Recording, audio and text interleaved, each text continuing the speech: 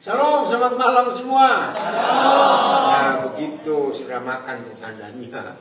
Yang ikuti di rumah, puji Tuhan, kita boleh belajar lagi. Udah, cari posisi yang enak. Semuanya sudah, puji Tuhan. Pak Franky-nya nggak ada ini, kemana dia? Baik. Hari ini, sekarang ini temanya kemuliaan pria ilahi. Setelah tadi kita dengar di sesi yang berikutnya, betapa Tuhan merindukan kita kembali menjadi seperti dirinya. Enggak ada yang jawab sih. Amin. Kalau saudara nggak serius, tidur aja sudah. Saya ulangi. Sesi tadi kita sudah baca Kejadian 1:26. Sadar nggak? Betapa Papa di surga itu rindu. Baik pria maupun wanita itu harus kembali menjadi seperti dirinya. Amin. Para mana yang tidurnya udah. Saya ini ngomong serius saudara. Sudah diam saja. Awas yang ketiga ini. Setelah kita dengar sesi yang sebelum ini tadi, kita belajar Kejadian 1, 26, 27, 28, masih ingat? Ingat. Wih. Anak kecil ini ya. Betapa Tuhan itu merindukan kita ini pria dan wanita itu menjadi seperti dirinya. Amin. Begitu. Oke. Nah saudara, kira-kira akhir tahun 70-an ya, saya lupa, atau 80-an. Tiba-tiba Papa itu ngomongin, Daniel, kamu sering gak sih dengar orang ngomong kesetanan? Saya pertama bingung. Ya sering sih, saya bilang begitu. Kenapa? Ini dia. Kalau seharusnya ada orang kesetanan, artinya apa itu orang kesetanan? Bukan, gak kesurupan. Kayak setan gitu, cukup susah bener. Saya ulangi. Iya, kenapa Papa?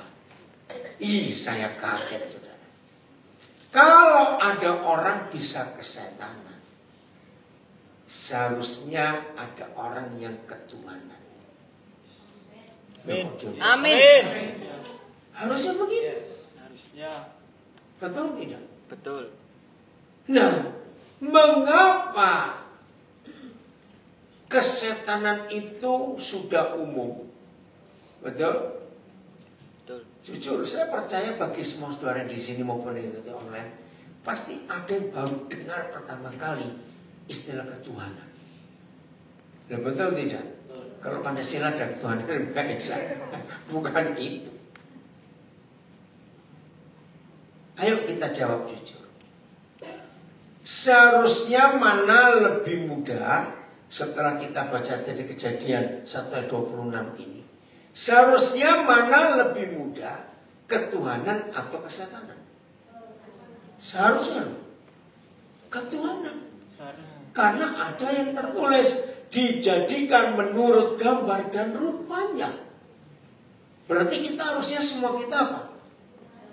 Ketuhanan, bukan kesetanan. Nah, maka itu saudara, hari ini dalam 2 sesi ini, kemuliaan wanita ilahi. Sekarang kita di sesi kemuliaan pria ilahi.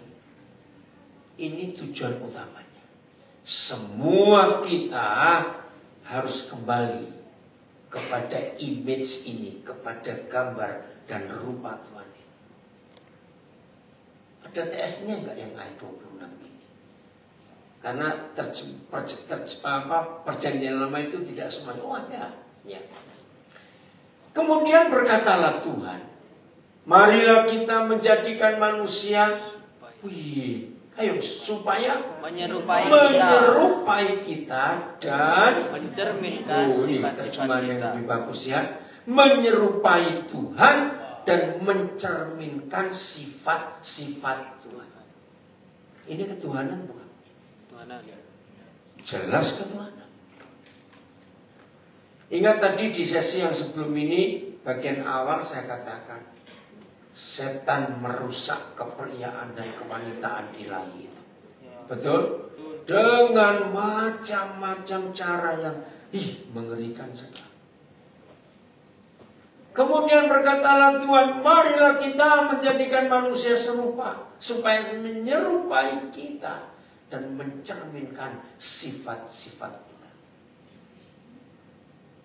Jadi siapapun kita, baik pria maupun wanita, harus sebagai orang yang ketuhanan. Karena kalau kita tidak ketuhanan, pasti kita kesetanan. Ya itu dia. Ini kok pintar semua kalau begini. Ngomong setan kok pintar semua. Heran saya. Maaf. Pengalaman. Saudara, nah ini tujuan akhir yang Tuhan minta untuk kita mencapai target, mencapai sasaran ya yang di depan itu.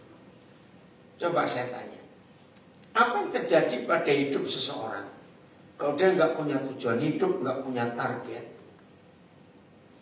Ayo, kira-kira orang itu akan jadi apa?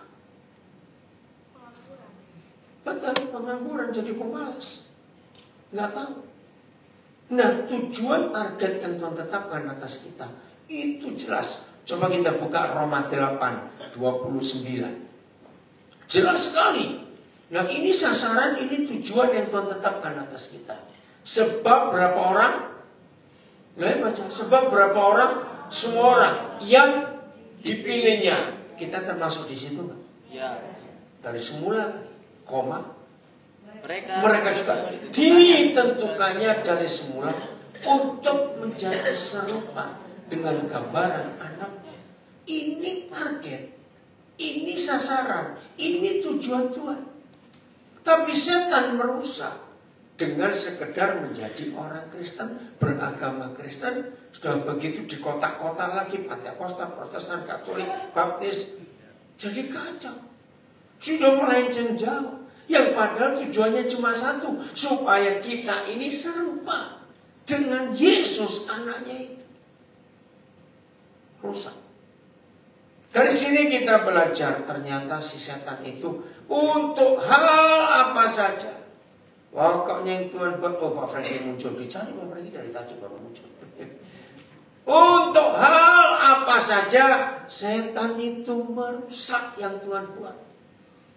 Dan ngeri celakanya, setan berhasil tidak? Lu jawab, setan berhasil enggak? Berhasil, sedih sekali.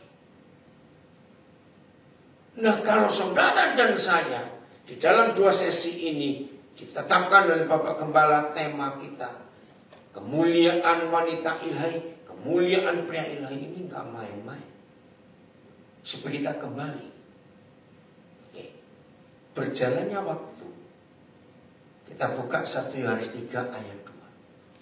Dari serupa, mirip. Lihat ini, 1 Yohanes 3 ayat 2. Saudara-saudara yang kekasih, sekarang kita adalah anak-anak Tuhan. Tapi belum nyata apa keadaan kita nanti. Akan tetapi kita tahu, baca bahwa apabila Kristus menyatakan dirinya, ini dahsyat, kita akan menjadi sama seperti Dia. Coba renungkan. Dalam perjalanan waktu sampai kita Roma, kita masih serupa. Tapi berjalan terus, kita menjadi sama seperti Dia. Beda enggak? Serupa dengan sama seperti itu beda atau tidak? Loh, ngantuk lagi saya tanya. Ya jawab beda gitu ditanya kok dia. Iya. Nah, Chris marah ini. Beda.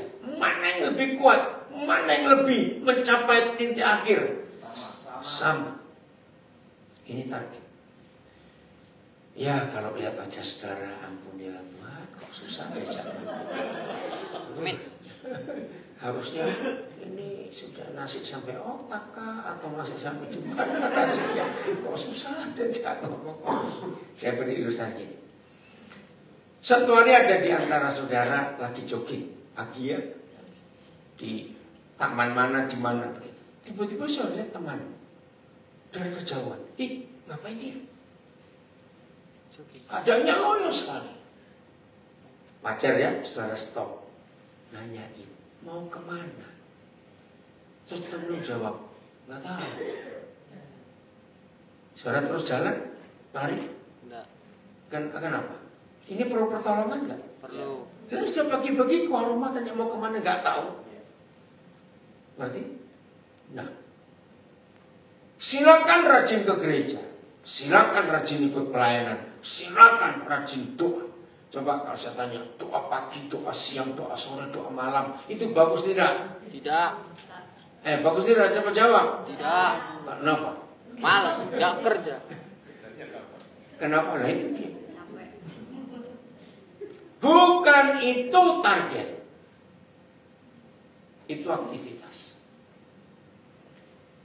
Hanya 2 ayat ini yang memberitahu kita target, tujuan.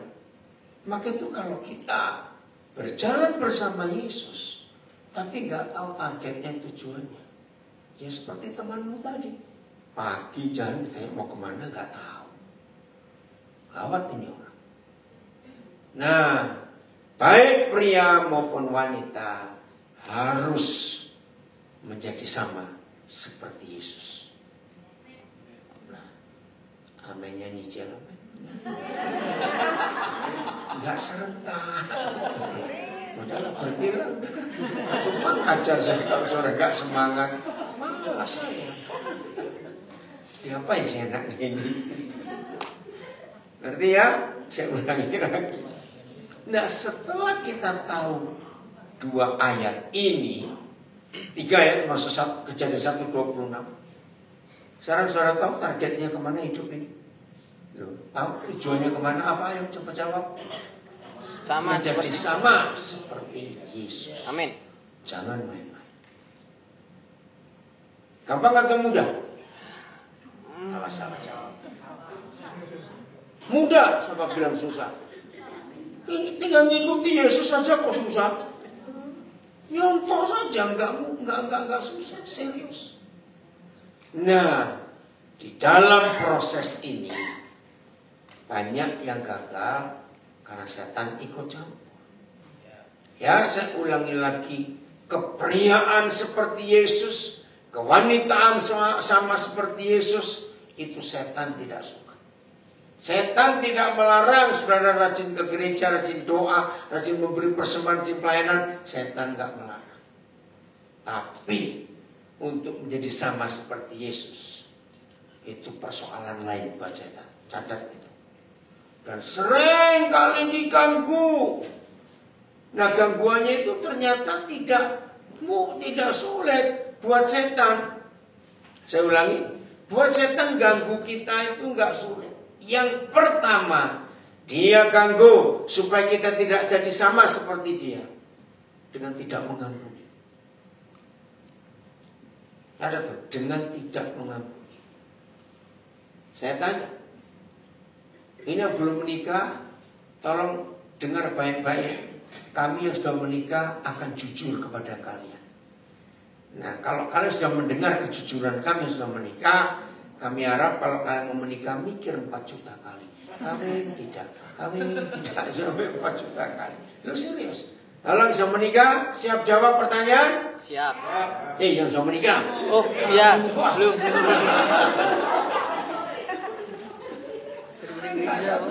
Udah kawin ya Pak? Belum ya? Oke ya, yang sudah menikah dengar ya, awas. Saya mau perhatikan mulut suara, nggak jawab awas. Saya juga. Yang belum menikah dengar ya? Ya. Oke, ya. Ternyata di dunia ini kalau ada 2 orang yang rajin sering saling menjengkelkan, itu pasti suami istri. Harus bentak. Kenapa? Diam dulu. Ini kok. Lu saudara serius loh. Ternyata kalau ada 2 orang di dunia ini yang sering rajin saling menjengkelkan, nggak enak ini. Sering rajin saling menjengkelkan. Itu pasti suami istri. Betul? Ayo, tetap berani mau menikah, kamu yang belum menikah, nikah baik-baik. Waduh, yang namanya suami istri gampang sekali. Betul ya? Nah, maka itu saya katakan. Kenapa tetapnya kecil sekali? Hal pertama yang setan buat untuk mengganggu kita mencapai target menjadi sama seperti Yesus, itu tidak mengampuni. Dan cara setan membuat kita tidak mengampuni itu hal kecil lagi, jengkel. Betul? Saya mau katakan, dendam, marah itu kakak sulung, jengkel itu adik bungsu. Yang paling kecil, serius. Maka itu suami istri kita harus jaga hubungan kita berdua. Kalau yang satu mulai buat jengkel, terserah, sudah mau minggir, sudah mau pura-pura gak dengar, atau mau apa, lakukan sesuatu. Jangan diladeni. Gak ada yang ngamen. Amin. Jengkel diladenin. Jadi apa itu? Nah itu perang itu. Saya pintar semua, bisa pengalaman sebabnya. Serius. Jadi ngerti? Bagaimana cara iblis merusak target ini? Jengkel. Dengan tidak mengampuni. Jengkel. Ampun, kecil-kecil, bukan besar. Betul ya? Nah, jadi sekarang kalau sudah tahu, kita harus pinter, harus jengkel lagi. Ini gak gembala ya? Siapa ngomong? Bapak itu bapak. Aduh, harus jengkel. Ya, baptis lagi itu. Ceritanya harus jengkel gimana ini? Wah ini salah, nasi masuk kuping.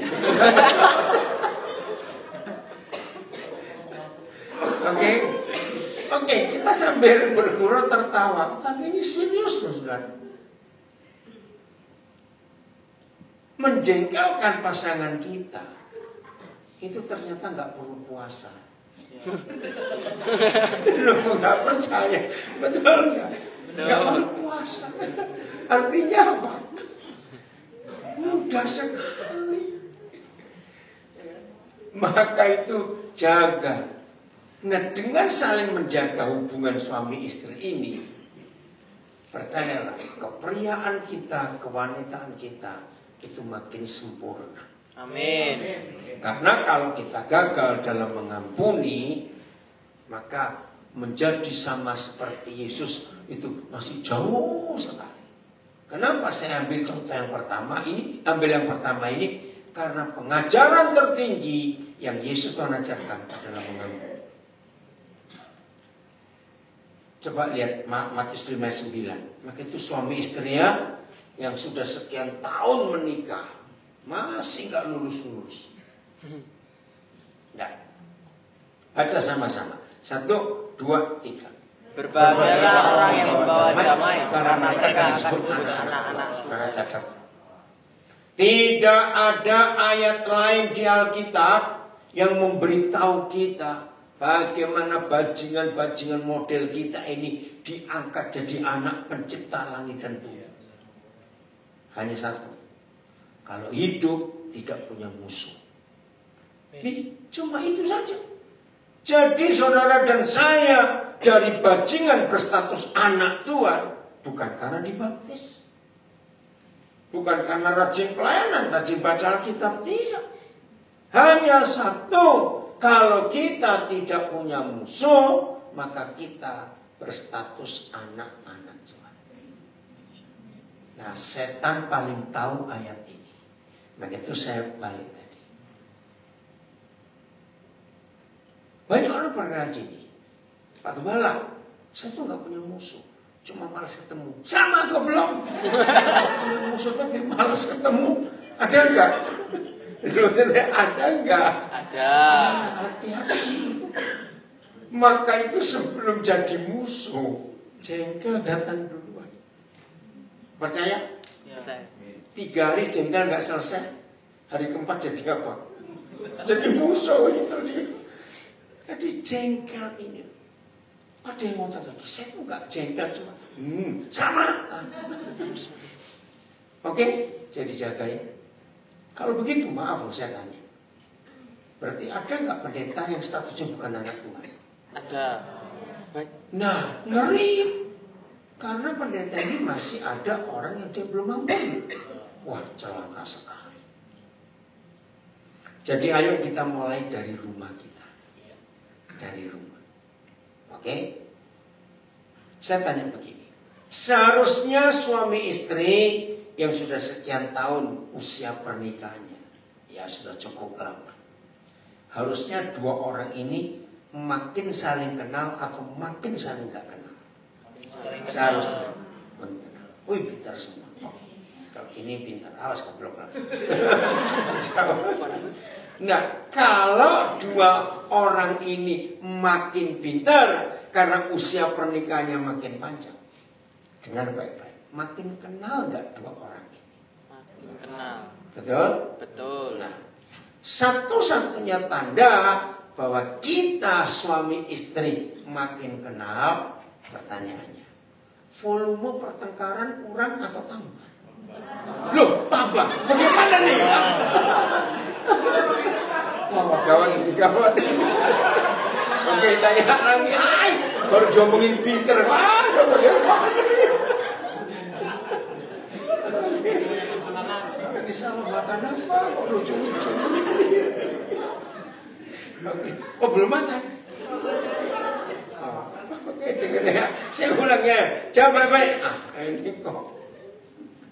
Makin lama usia pernikahan, pasti seharusnya makin saling kenal. Ya. Kalau suami istri makin saling kenal, baik-baik jawab Mas. Volume pertengkarannya kurang atau tambah? Kurang. Nah, karena Saling kenal. kenal gitu. Oke. Jujur. Nah, saudara gimana? Loh, ayo jawab. Saudara gimana? Belum nikah. Oke ya, ini loh masalahnya. Jadi kalau saudara suami istri sudah ulang tahun ke 30 pernikahannya, ulang tahun ke 40, masih rajin bertengkar, berarti belum kenal. Terus pertanyaannya, ngapain dua orang tiap hari di rumah? Loh, betul nggak? Duaan di rumah kok bisa nggak kenal? Setuju konsep ini kita pakai dalam hidup kita? Setuju. Sama. Makin kita mengenal Papa, maka dosa itu makin kurang kita lakukan. Karena kenal. Makin kita mengenal Dia, keserupaan kita dengan Kristus itu makin dekat. Disinilah kata wanita ilahi, pria ilahi itu terjadi. Proses. Tiap hari kerjakan itu. Siap melangkah. Ya, tadi sudah wanita ilahi, sekarang pria ilahi. Ini serius. Tuhan ingin kita dari waktu ke waktu terus makin sempurna, makin sempurna, makin sempurna. Karena itu kerinduan Tuhan. Dan ingat, setan tidak suka. Tidak apa-apa. Kita sudah tahu cara mereka bekerja. Nah, pria, laki-laki. Saudara, Perjanjian Baru menulis, begitu seorang pria berpangkat suami. Suami itu pangkat, degree. Ya, suami itu pelantikan, harus ada wisuda. Maka itu dalam pernikahan itu seorang gadis setelah mengucapkan janjinya, itu ada pelantikan, ada wisuda. Langsung menjadi wakil Yesus. Efesus 5, coba kita lihat. Ayat berapa itu ya? Suami itu wakil Yesus. Ayat 25, salah. Efesus 5, ayat 25. Ya. Hai siapa? Suami. Suruh apa? Kasihlah istrimu sebagaimana Kristus. Stop. Kata sebagaimana itu menunjuk apa? Wakil. Sama. Telah mengasihi jemaat dan telah menyerahkan dirinya baginya. Maka itu suami harus berkorban. Ayat 26. untuk menguduskannya sesudah ia menyucikannya dengan membendingkannya dengan air dan firman. Terus, supaya dengan demikian Yesus menempatkan gereja di hadapan dirinya dengan cemerlang, tanpa cacat atau kerutan yang surwa itu, tapi sebagai jemaat kudus dan tidak bercela. Maaf ya, ini saya tidak bermaksud untuk penilaian dan penghakiman. Maaf. Seperti sesi sebelumnya ini, tadi masih ingat, begitu seorang pria menikah, punya perut tidak? Tidak. Jadi dia selera makannya harus sesuai istrinya karena perutnya di situ. Karena ternyata sama. Maaf. Jangan menghakimi ya, jangan. Tapi ayat ini saya pegang. Walaupun tidak 100% akurat, maafkan. Ya, maaf. Menurut firman ini, suami yang menjadi wakil Yesus. Maaf. Istrinya kelihatan tetap segar atau cepat tua? Maaf. Nah, lihat baca ayat ini. Cemerlang. Ya, tanpa cacat. Coba TSI-nya. Ayat 27. Maaf loh saudara. Dan secara psikologis ini pun bisa dibuktikan. Karena itulah Kristus mati untuk kita. Supaya kita dalam kesatuan jemaatnya dikhususkan bagi dirinya sendiri. Sebagaimana seorang pengantin laki-laki mengambil seorang pengantin perempuan sebagai istrinya. Maksudnya adalah bahwa kita disucikan, dimuliakan secara khusus untuk tinggal menetap bersama dia tanpa dosa, tanpa kesalahan, atau tanpa noda apapun. Ini pria ilahi. Suami kita tidak hanya bertanggung jawab mencukupi kebutuhan finansial, keuangan semuanya, tidak. Ada yang lebih tinggi lagi tugas menjadi pria ilahi. Mewakili Yesus. Membuat istrinya itu luar biasa. Wajar gak secara psikologis kalau istri sering disakiti suaminya? Maaf ya saya ngomong. Kalau ada istri sering disakiti suaminya, umurnya 30 tapi wajah 60. Lu ngerti gak maksudnya? Berarti dia penuh penderitaan. Tolong suami-suami lihat ayat ini. Bagaimana keadaan istri kita? Maaf, lagi saya bukan untuk menghakimi. Ini luar biasa. Nah, pria yang ilahi itu mewakili Yesus. Ayat 28. Tetap TSI nggak apa-apa. Oke, ya di atas gambar oke. Jadi baca keren. Jadi cepat. Demikianlah setiap suami harus mengasihi istrinya sama seperti mengasihi tubuhnya sendiri. Karena waktu suami mengasihi istrinya, hal itu sama seperti dia mengasihi dirinya sendiri. Ini hukum yang luar biasa. Jadi para suami harus kita mewakili Yesus mengasihi istri kita seperti itu. Oke, kembali ke Mazmur 128 mulai ayat 1. Mazmur 128 mulai ayat 1. Nyanyian ziarah. Berbahagialah setiap orang yang takut akan Yahweh, yang hidup menurut jalan yang ditunjukkannya. Keren. Kalau kita belajar ayat ini, belum jelas siapa yang dimaksud berbahagialah setiap orang yang takut akan Yahweh. Belum jelas. Ayat 2.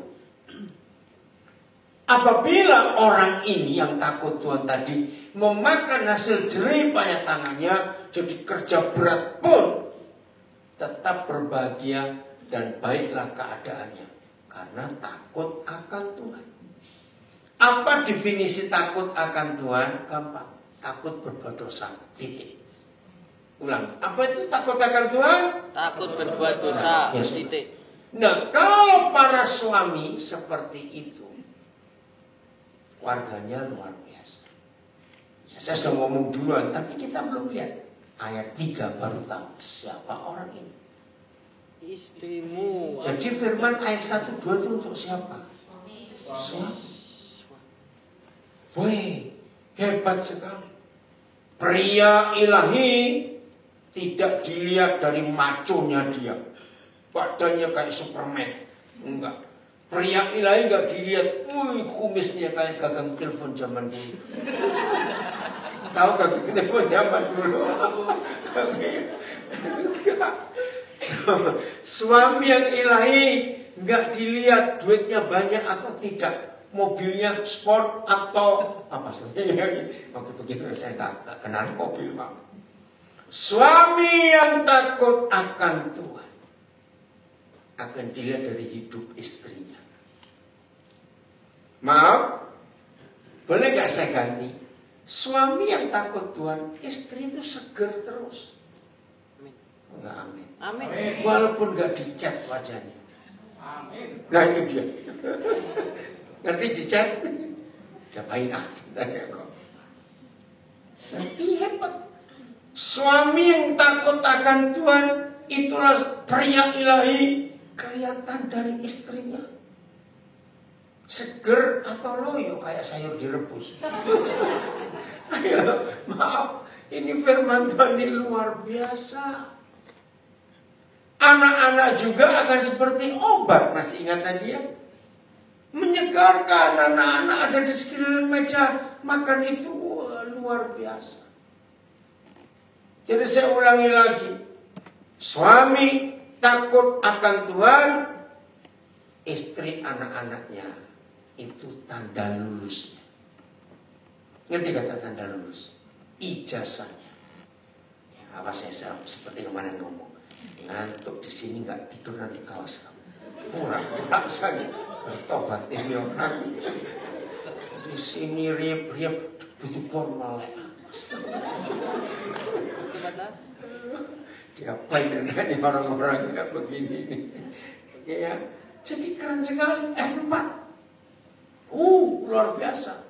Sesungguhnya, nah, baca sama-sama. 1, 2, 3.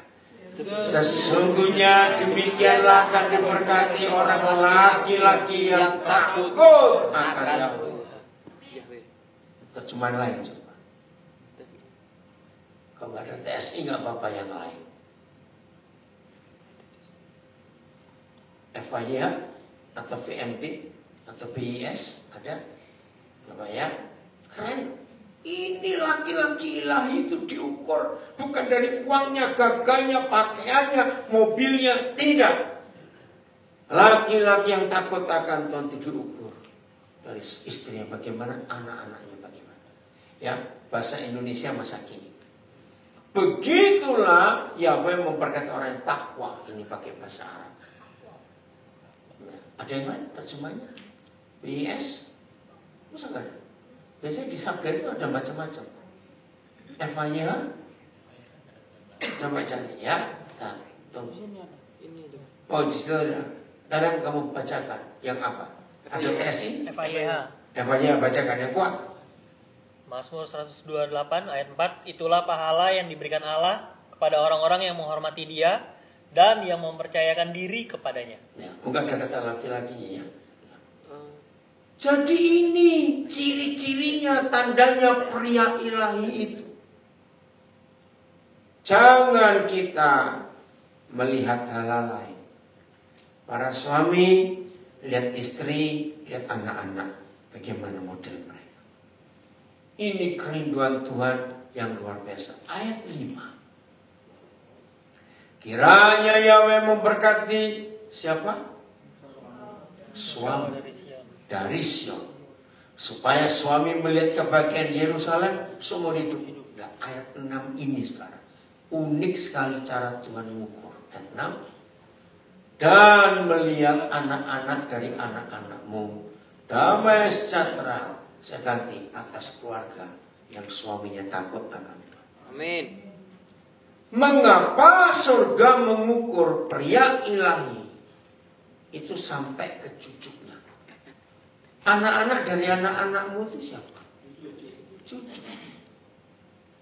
Saudara, orang Yahudi itu satu-satunya bangsa di dunia selalu mengukur 3 generasi. Akulah Yahwehnya Abraham, Yahwehnya Ishak, dan Yahwehnya Israel. Nah, dalam tradisi Yahudi itu nggak cuma untuk Abraham. Saya ambil contoh Pastor Ramo. Pastor Ramo ini takut akan Tuhan, sudah jelas. Satu hari Grace menikah dan punya anak, namanya Yosua misalnya. Grace bersama suaminya yang mewarisi takut akan Tuhan dari orang tuanya, itu mendidik Yosua juga takut akan Tuhan. Dan di masyarakat melihat Pastor Ramo takut Tuhan, Grace-nya takut Tuhan, Yosua pun takut Tuhan. Maka menurut kebenaran Israel ini, maka orang berkata, lihat, Tuhannya Ramon, Tuhannya Grace, dan Tuhannya Yosua. Ingat tadi kalimat yang pertama, karena mereka 3 generasi ketuhanan semua. Kalau tidak apa tadi? Kesetanan itu. Dan suatu hari Yosua menikah dan punya anak namanya Daniel misalnya. Dan Grace bersama Yosua bersama istrinya mendidik Daniel juga takut akan Tuhan. Maka orang di sekitarnya akan menyebut, lihat itu, Yahwehnya Grace, Yahwehnya Yosua, dan Yahwehnya Daniel. Ngerti? Dan itu akan sambung terus, tidak putus. Keren ayat ini. Maka itu Mazmur 128 ini hebat sekali. Coba kembali ayat 2. Akankah suami pria ilahi ini keluarganya kekurangan? Maaf. Lihat. Ayo baca. Apabila suami yang takut Tuhan memakan hasil jerih payah tangannya, berbahagialah engkau suami dan istri anak-anak. Baiklah keadaan. Bakal kekurangan enggak? Tidak. Maaf, lagi saya tidak menghakimi. Tapi ayo para suami, kalau ada keluarga-keluarga yang terus masalah finansial, maaf, lihat suaminya, hidupnya bagaimana. Jangan tertuduh, tapi ini firman.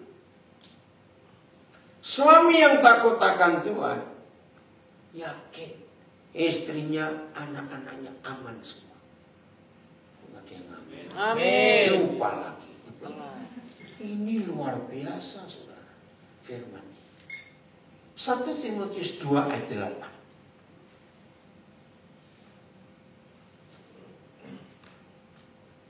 Oleh karena itu, ini Paulus mewakili Tuhan. Aku ingin, Tuhan juga ingin. Baca supaya, ayo supaya apa? Di mana-mana siapa orang laki-laki ngapain? Berdoa. Stop dulu. Nah, kembali setan itu kurang ajar menipu. Di semua gereja kecuali Christ the Church, itu kalau ada kebaktian doa, lebih banyak ibu atau bapak-bapak yang datang. Ibu. Nah, itu salah. Ternyata pendoa itu harus suami. Kok istri-istri nggak berkata merdeka begitu? Ya, ini serius. Di mana-mana supaya orang laki-laki berdoa. Ini pendoa itu harus laki. Tapi ada syarat. Dengan apa? Tangan Menadakan tangan yang suci. Bukan mengangkat tangan. Beda ya? Menadakan tangan itu terbuka tangan. Tanpa marah dan tanpa perselisihan. Saudara, cukup lama saya coba mengerti ayat ini. Ini fungsi pria ilahi. Dahsyat sekali. Enggak usah repot. Saya waktu itu bertahun-tahun. Ini maksudnya gimana? Laki-laki berdoa menadakan tangan yang suci tanpa marah, tanpa perselisihan. Setelah Tuhan tahu saya capek mencari arti ayat ini. Tiba-tiba masuk. Siapa ingat peperangan di zaman Musa? Waktu Musa angkat tangan, Israel bagaimana? menang. Nah, tapi Musa sudah tua, dia capek. Begitu Musa turun tangan, Israel kalah. Oh, nah ketemu jawabannya. Suami-suami ingat. Kapan tangan suami najis? Karena dua hal. Satu, menyakiti istrinya. Pria-pria janji, semarah apapun pada istri, jangan pernah lepas tangan. Ingat ini. Maaf kalau ada yang pernah kelepasan karena nggak tahan. Cepat bertobat, minta ampun ke Tuhan, minta ampun ke istri, minta ampun ke anak-anak kalau sampai anak-anak melihat.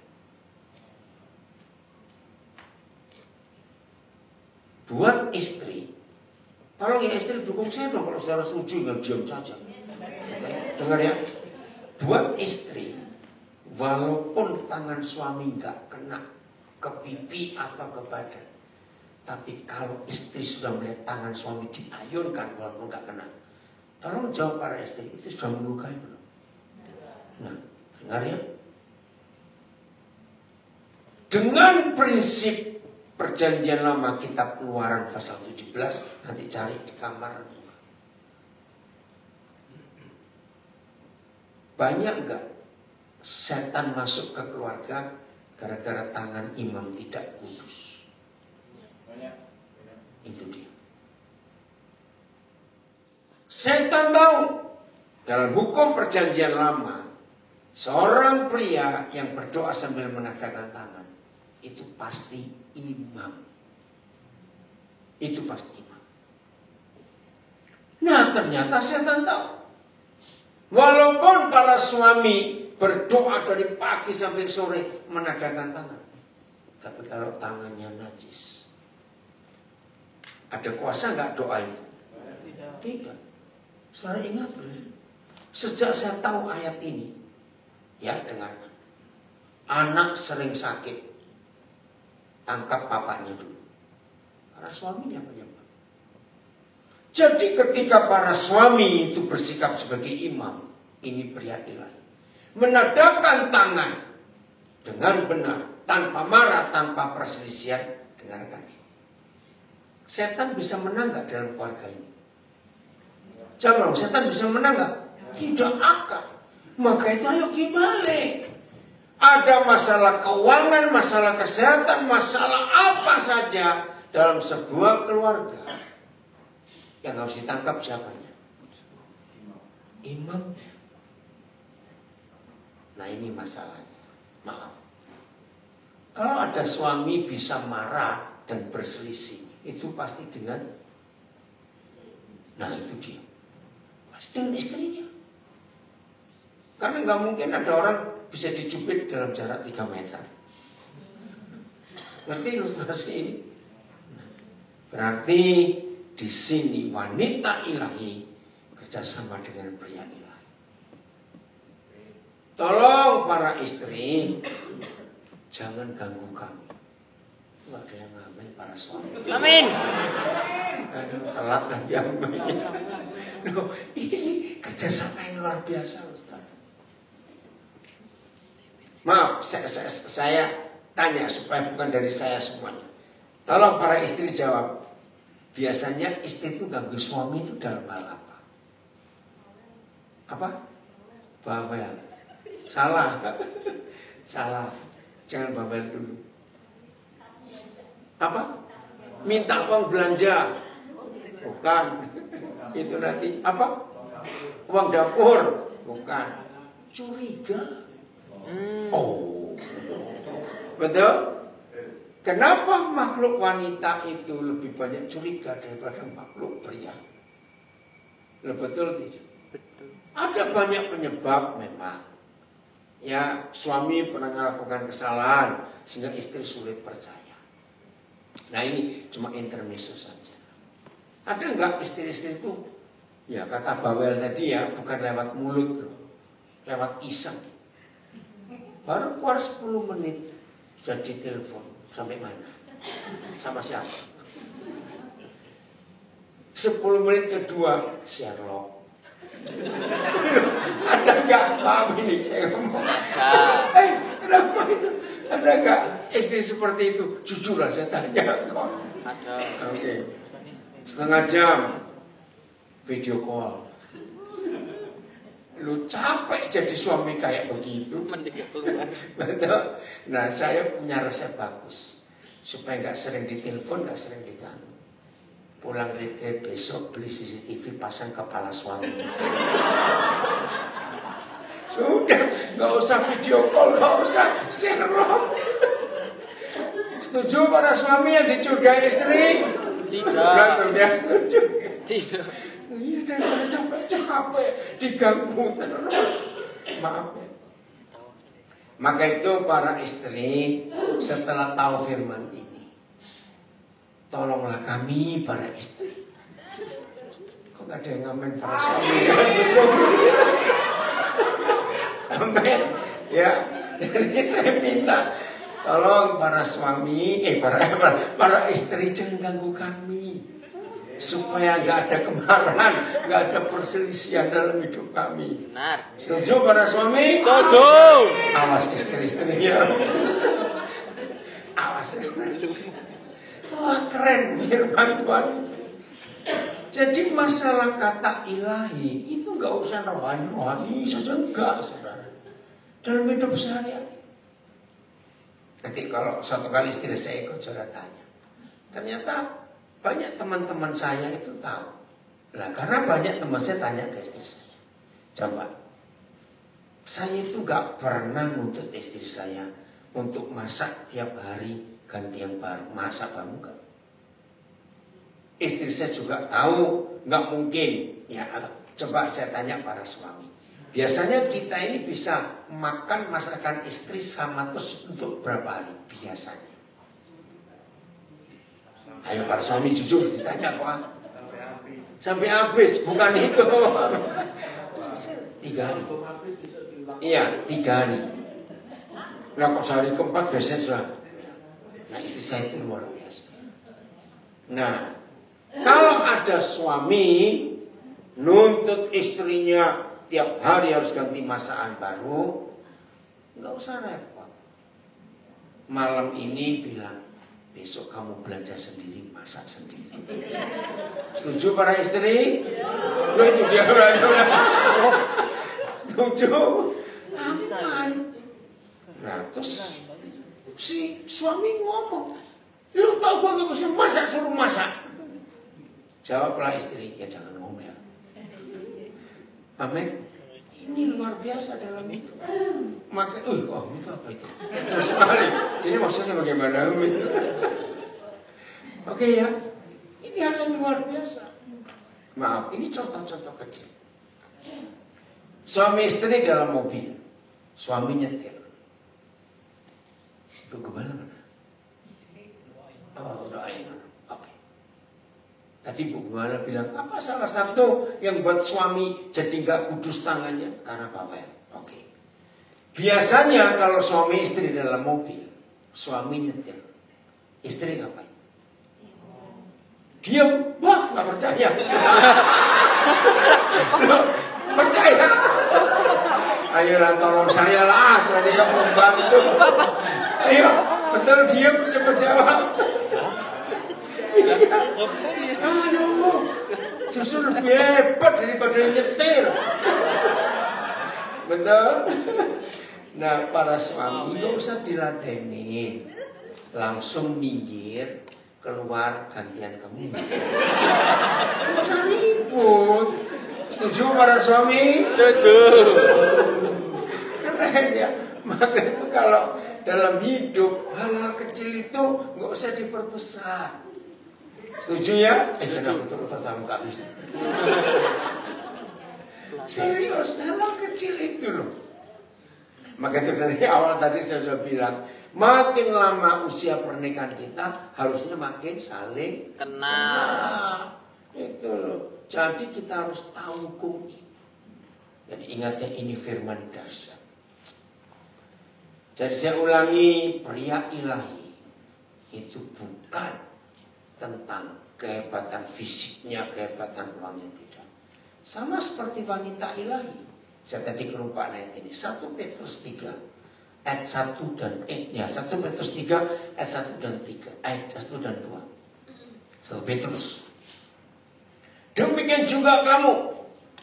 Ayo, siapa? Hai istri. Hai istri-istri, tunduklah kepada suamimu, supaya jika ada di antara suami yang tidak taat kepada firman, suami bungis misalnya, mereka juga tanpa perkataan dimenangkan oleh kelakuan istrinya.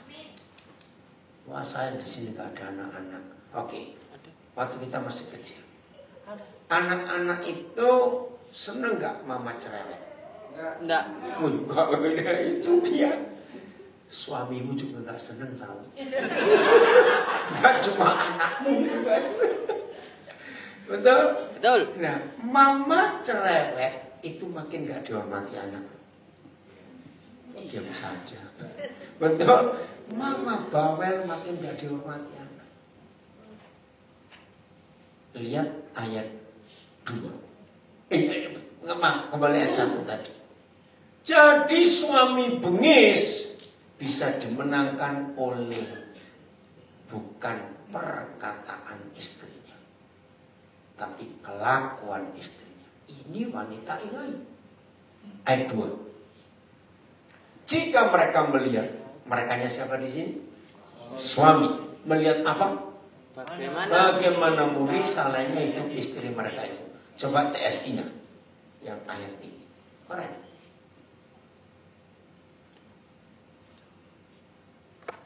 Karena setiap hari kamu bersaksi kepadanya lewat kelakuanmu yang murni atas dasar hormat kepada Tuhan. Ternyata suami-suami bengis akan dimenangkan oleh istrinya yang betul-betul hidup rohani kepada Tuhan. Sekarang saya tanya, kalau suami istri melakukan hukum ini, anak-anak bahagia kan? Bahagia. Sangat bahagia. Karena ada damai di rumah itu. Amin. Kesalahpahaman, pertengkaran boleh terjadi sesekali, tapi cepat selesai karena mengampuni tadi. Karena dia firman Tuhan ini. Maka itu para suami, bagian terakhir. Setelah pelantikan dalam pernikahan selesai, seorang pria berstatus suami itu pangkat, itu wisuda, gelar, saudara, bukan sebutan. Itu mewakili Tuhan Yesus. Berapa belas bulan kemudian anak pertama lahir. Tolong perhatikan. Begitu seorang suami yang menjadi wakil Yesus punya anak, baru berapa menit anak itu lahir. Tolong para suami, kita detik itu juga dilantik jadi wakil Papa di dunia. Amin kan? Amin. Menjadi wakil Papa surgawi di dunia ini. Ya. Maka itu mengapa setan dalam fakta hidupku? Coba jawab. Lebih banyak suami yang dirusak atau istri yang dirusak oleh setan? Suami. Mengapa setan mengincar suami?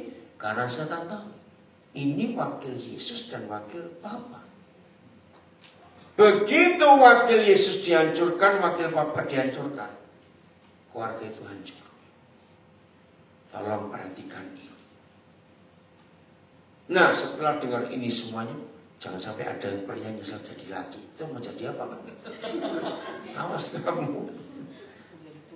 Justru hargai betapa hebatnya Tuhan memilih kita jadi pria dan wanita yang segambar dengan Dia. Mau mulai hari ini selalu menjaga hidup untuk ketuhanan, Amin. Awas, enggak serius. Karena inilah kebenaran yang kita harus lakukan tiap hari. Tiap hari. Supaya surga nyata di bumi. Coba noleh kiri kanan. Bilang jadi istri yang benar, suami yang benar. Anak-anak ingatkan papa mamamu yang harus bertengkar supaya harus bertengkar. Oke ya. Tuhan memberkati kita semuanya. Haleluya.